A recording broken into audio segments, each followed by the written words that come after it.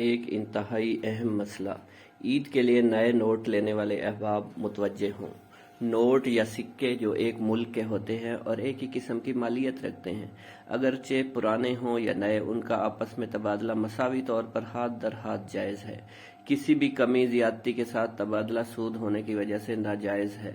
لہٰذا 1000 روپے کے نئے نوٹ 1200، 1300 یا پھر 1400 روپے میں فروخت کرنا اور انہیں خریدنا ناجائز ہے اور یہ سود کے زمرے میں آتا ہے۔ لہٰذا نئے نوٹوں کے چکر میں سود جیسے گناہ کبیرہ سے بچیے۔